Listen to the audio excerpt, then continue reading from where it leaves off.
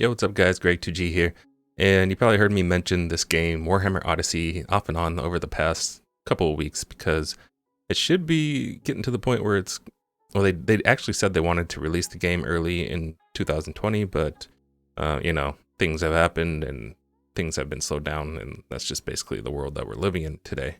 But we're going to look at 5 different interviews, and kind of gather all the information in one video as best as we can. And, let's just go ahead and get started. The game was announced, by the way, on August 27th, 2019. And so not even a year ago. I'm not sure how long it's actually been in development, but it was just announced in August of 2019. This interview is from September 20th, 2019 from MMORPG.com with James York, co-founder of Virtual Realms. All right, I highlighted some of the questions. I'll go ahead and link all the interviews in the description if you guys want to read every single detail, but I highlighted some of the more important points that I think we should go over. First one is, why the Warhammer Fantasy setting for your next mobile MMO? James says, Warhammer Fantasy as an IP for us is the perfect setting for an MMO, and it's something very dear to many of us. It's rare to find someone who hasn't been exposed to it in some form as we were growing up.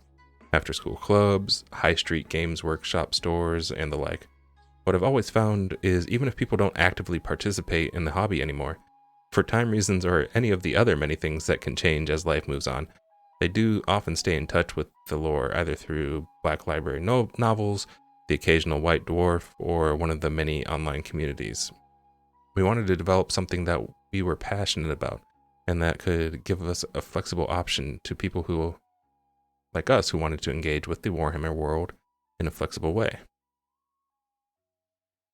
At release, will the classes be gender locked? If so, while it makes sense for the lore, will players be able to select their gender for certain classes at some point in the future? He just says this is something we are looking into for the future, and we're gonna a few of these questions will come up a couple more times, and we'll kind of see how the answers change over the course of about like 6 months or so. Do you plan on adding additional classes along with future content releases? We will initially focus on the gameplay experience for the first 6 character classes, and then we can evaluate if more are needed. It has been noted elsewhere that this will be primarily PvE open world game. Do you have plans for PvP? Will it be included at release? Can you tell us anything about those plans at this time? There will be PvP elements in the game, including dueling.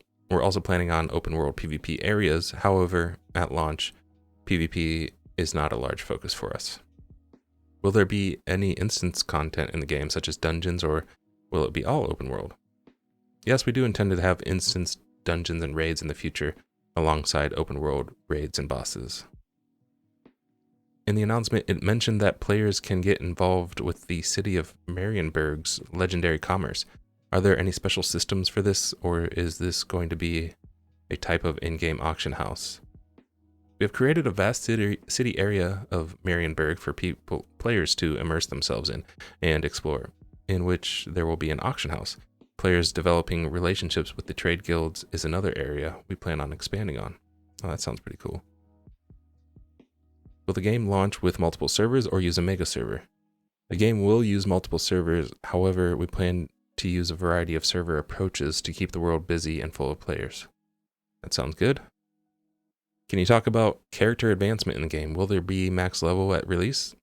Characters will have multiple avenues to explore, from XP and levels to new loot, currency, factions, crafting, PvP, etc.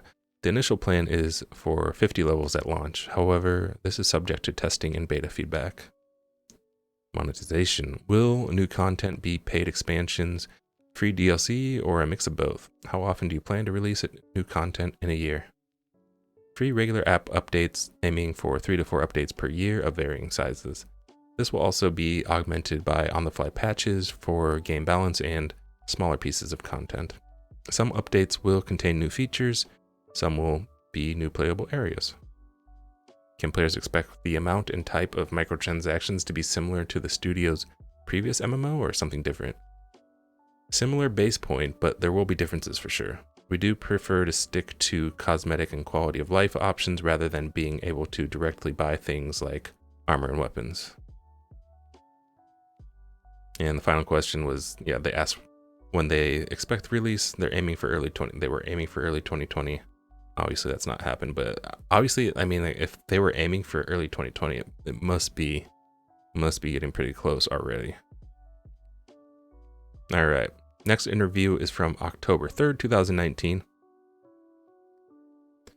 First question. Let's start with the question everyone wants to know: how will the game be monetized?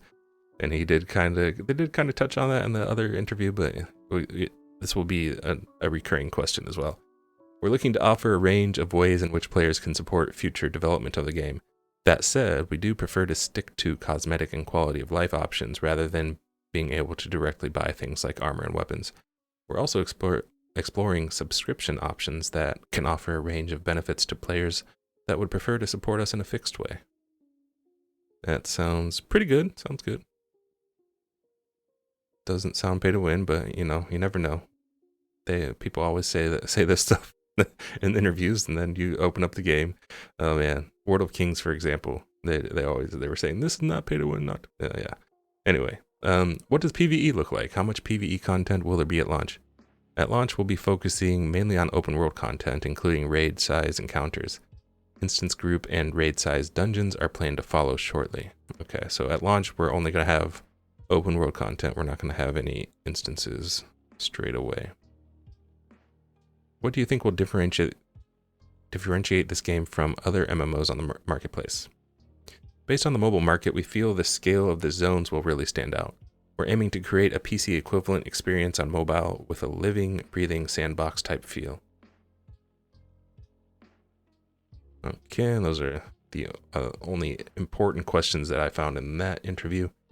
All right, we're in 2020, January 6th, 2020, with Game Freaks 365. I also forgot to shout out, this is thegamer.com.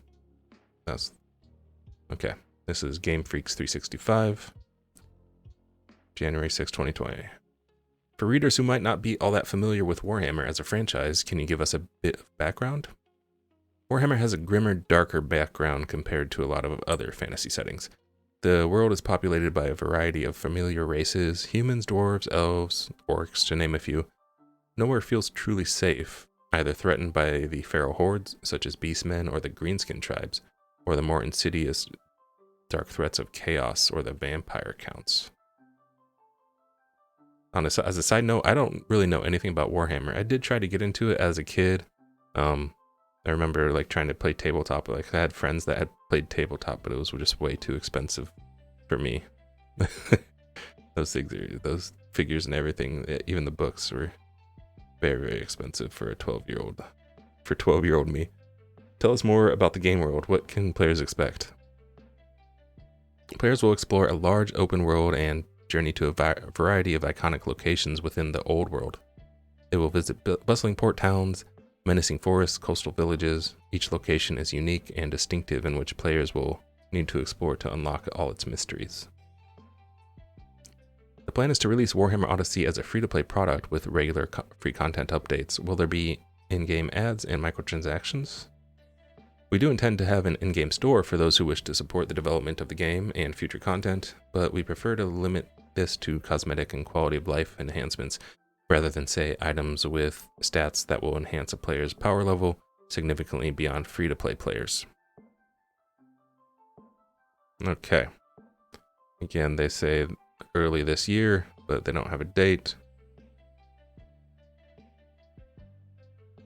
Good that they're not rushing it. Alright, now this is April 1st, 2020. A little bit more recent on MMORPG.com once more. Will there be an overarching storyline for players to experience? Yes, there is a main storyline, and it will continue over planned episodic content releases in the future. Can players expect to see many side quest lines / region storylines? Absolutely. While the main story is be a thread that will continue throughout the game's life, it won't always be the player's focus for attention. I think there was like a bit of typos in there, but okay. There will be side quests. Will players be able to achieve max level by questing alone, or will completing quests only get them so far? Quests are a great source of experience to level up, but they probably won't be able to reach endgame from the main quest line alone. Will quests be arranged in hubs or mainly be a linear storyline taking the players from one place to another? Each of the zones will naturally have an area where people tend to congregate, but there will also be quests to find off the beaten path. I enjoy having multiple alts in MMORPGs. Will there be an incentive or bonus for players who make alts and already have a high level / max level character? We don't currently have any particular systems planned that reward having alts, but however, they will have distinct playstyles, so it can be nice to have a variety at your disposal. Will there be a mechanic where high-level characters can group up with lower-level ones? I tend to outlevel my friends and family at times. Nothing currently planned, so while you can group with your friends of any level, they may struggle in higher-level zones or not get rewards on par with those they'd get grouped with players of their own level. Will you be including a form of wardrobe system at release for players who enjoy tailoring their character's appearance with collectible items / styles? Maintaining each class's iconic look is important to us, so don't expect crazy outfits, but there will be a number of ways players can customize their look to suit their taste. How will travel be handled in the game? Will there be player mounts? There will be a variety of fast travel options or points players can unlock as they progress through the story. As for mounts, it's definitely something we plan on for the future. However, we want to take our time and make sure it's done in a way that makes sense in the context of the lore. One of the largest concerns potential players have is that the game could contain systems which are commonly seen in other mobile titles, such as autoplay and an energy system. Can you talk about systems players won't see in Warhammer Odyssey? You won't find autoplay or auto combat features, nor is there any form of energy system that gatekeeps players from continuing to enjoy the content they want to play. Heck yeah, nice. Any chance of seeing a PC port at some point in the future for players who prefer not to use a mobile device to play the game? Never say never, but we want to make a really enjoyable mobile experience at first. And what is the current phase of development for Warhammer Odyssey? Are you still adding core features to the game, or are you more in a polish phase before release? The last of the core features are coming online, and most of the team is focused on fine-tuning and polishing to prepare for our beta. Cool. And the most recent interview with IGN Southeast Asia. By the way, IGN Southeast Asia, I do not appreciate the clickbait title here, because I have read through this, and this is definitely not all we need to know. There's barely any information in here, so clickbaited 100%. Okay, in an email interview with IGN, York shared some interesting bits about the upcoming game. He stated that the game will be completely free to play, and this includes all future content as well. However, there will be a subscription option for players, but it will be purely for cosmetic and quality of life features. In addition, there will also be an in-game store for those who would like to spend some real-world money on items that make the game more convenient and non-essential for gameplay. No items that would be game-breaking or negatively impact the game will be there. To make traversing through the map faster and easier, the game will feature fast travel points. We did kind of cover that already. Players will have to make their way to the new areas by foot first. However, once they've reached those areas, the travel points will be unlocked, allowing fast travel at will. There will be 6 classes in the game, which players will be able to choose at the beginning of the game. Despite having to look a certain way to these classes and races, players will still be able to customize their characters according to their preferences. Players will not be able to switch classes at will, but it is possible to own multiple characters on a single account. Each account will be given a number of character slots, so players can experiment and create multiple characters and see which playstyle fits them best. The most interesting bit about Odyssey's character creation, and this is something we should keep an eye out for, is when players hit level 10, their players will be prompted to choose between 2 specialization paths. This is a major decision for the players, as to make certain abilities and skills won't be available on the other path. However, if players do not enjoy that particular specialization, they are free to reset and choose once more. So yeah, this is interesting, because it makes it sound you can maybe only change once, and Yeah, because I was, for example, you see Archmage, Damage Healer. Pretty much every class has two different roles it can play. Well, actually, I think like Shadow Warrior and Witch Hunter, those are only DPS roles, but like Slayer, for example, can be DPS or tank. Warrior Priest can be healer or tank. So I guess it sounds like you have to choose one or the other, which, yeah, and if you can't change, if you can only change once, that's kind of, yeah, I was hoping that you could be able to change as much as you want. Like, I was thinking about playing Warrior Priest. I like to tank and I do like to heal both. So I was going to be like, okay, I can play tank sometimes and then switch to healer when I want. So yeah, I wonder if this just happens to be the choice of words they used and it doesn't actually mean once. I hope that's the case, because it would be cool if you can actually switch back and forth as much as you like, but yeah, I guess we'll have to find out about that. For those worried if their devices would be able to run the game, the team is optimizing the game to ensure that the game will be available to the widest range of devices possible. Okay. Alright, so that wraps up. I think those are the only 5 interviews that they've done up until this point. But yeah, it sounds pretty good. They said a few times that there's not going to be really any, like you can't buy anything that will raise your combat power or anything like that.